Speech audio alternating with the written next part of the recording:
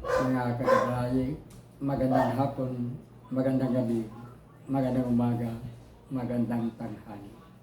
Saan man tayo naroroon, ano man ang ating mga ginagawa, una at higit sa lahat, ating iaalay ang ating mga sarili sa ating Panginoon. Sa loob lamang nilang mga sandali, ating damhin ang presensya ng Diyos. Sumasaadin ng pagpapala, ang biyaya, ang pag-ibig at ang kapayapaan ng Ama, ng Anak, ng Espiritu Santo, nabubuhay at naghahari, isang Diyos, magpas sa walang hanggan. Mga kagabay, sa pangalawang pagdating ng ating Panginoon, hahatulan tayo. Hahatulan tayo, buhay man o patay.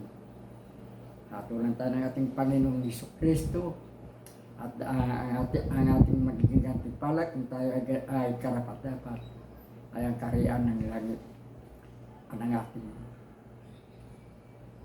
ating parusa na tatanggapin ay ang itapon tayo sa impyerno sa walang hanggang pagdurusa sa init ng apoy.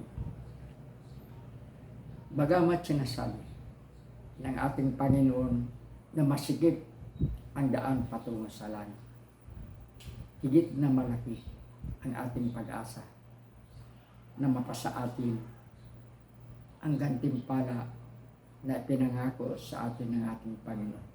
Ang tayo ay isasama niya sa kaharian ng kanyang Ama sa langit.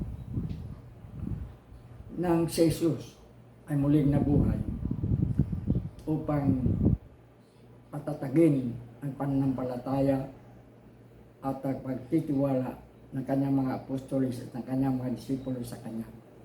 Nananatili siya sa sanlibutan bago siya inakyat sa langit, bago ang kanyang ascension, ang kanyang pag-akyat sa langit.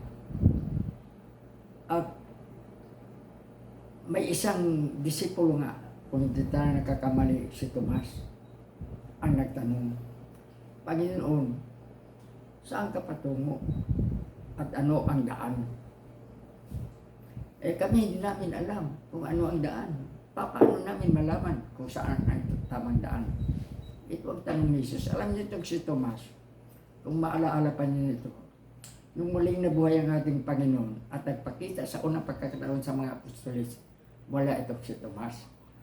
So, nang kasama na nila si Tomas, sabi nila, Tomas, sana nandito ka nung nakaraan nga araw, muling nabuhay ang ating Panginoon at nakita sa amin.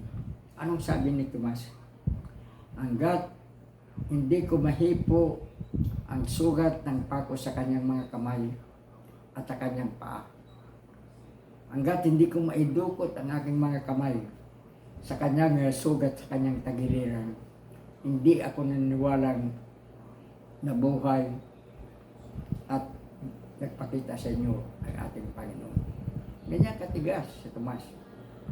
Ngayon, nang sumunod na pagkakataon nagpakita si Jesus, nandun na sila lahat kasama si Tomas.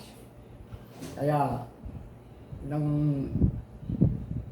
nakilala na nila ng talagang si Jesus, kasi si Jesus noon pagpapakita, ang laging sinasabi, sumasa inyo ang aking kapayapaan. Kapayapaan. Peace be with you. Peace be with us. Kaya nang sinabi ni Jesus, sumasa inyo ang kapayapaan, alam ni Tomas na si Jesus na ang kanyang kaharap. At ang sabi ni Jesus, lumapit ka Tomas, ipuin mo ang aking mga kamay at ang aking mga paa. Damhin mo ang sugat na nagawa ng pako. Dukutin mo ang aking tagiliran ng inyong 5 daliri at maramdaman mo ang sugat na likha ng sibat na tinusok sa akin. Walang nagawa si Tomas sapagat alam niyang totoo ang sinasabi ng ating Panginoon. Wala siyang ibang nagawa, wala siyang ibang nasabi kundi my Lord and my God. Aking Panginoon, aking Diyos, my Lord and my God.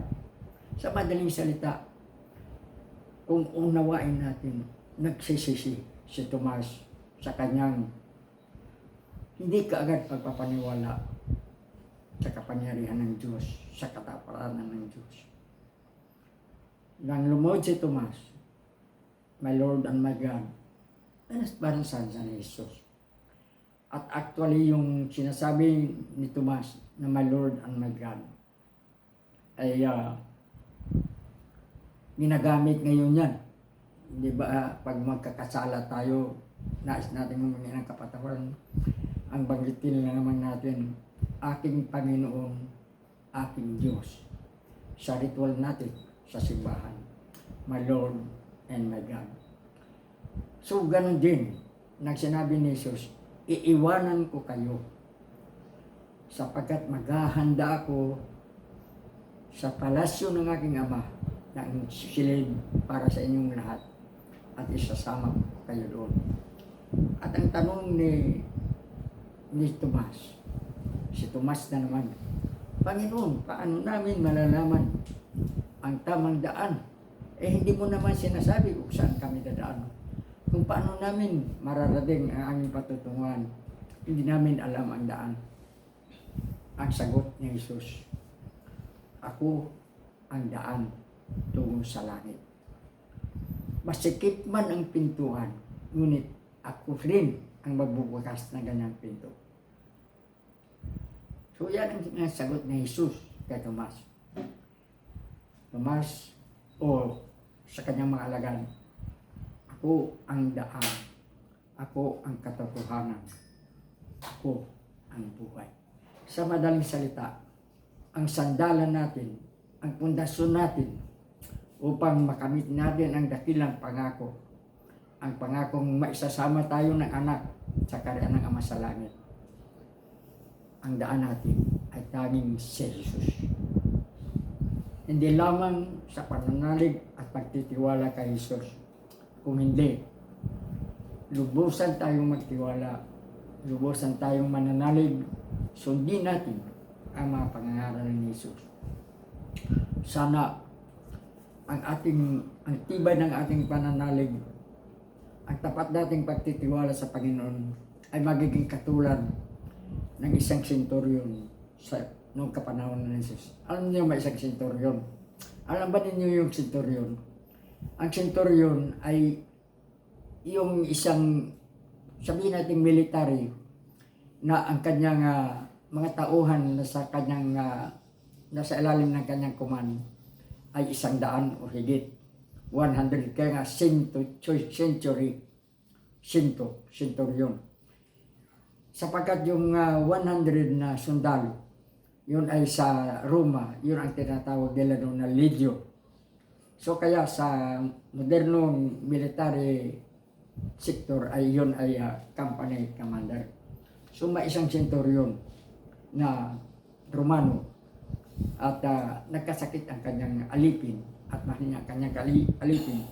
Kaya kahit na galit ang mga Hudyo sa mga Romano, ang sinasabi ng centurion sa mga Hudyo na nagtitiwala sa kanya, hanapin niyo si Jesus at sabihin niyo sa kanya, pagalingin ang aking alipin. Alam mo na ang nangyari, nung parating na si Jesus, ang sabi ng centurion sa kanyang mga mensahero, sabihin sa kanya, huwag siyang pumasok, huwag siyang lumapit sa bahay ko. Ang sabi ng centurion, Lord, I am not worthy that you should come under my roof. Hindi ako karapat-dapat na papasok ka sa aking bahay. Subalit, sasabihin mo lamang, sa isang salita mo lamang, gagaling ang aking alipin. Napakatibay na pagtitiwala sa ating Panginoon. Sana yun ang magiging pagtitiwala natin, pananalig natin sa kapangyarihan ng Diyos. Sana, wag natin, tularan natin ang centurion. Wag magiging mahina, maluwag ang ating pagtitiwala at pananalig sa Diyos. Jesus ang daan.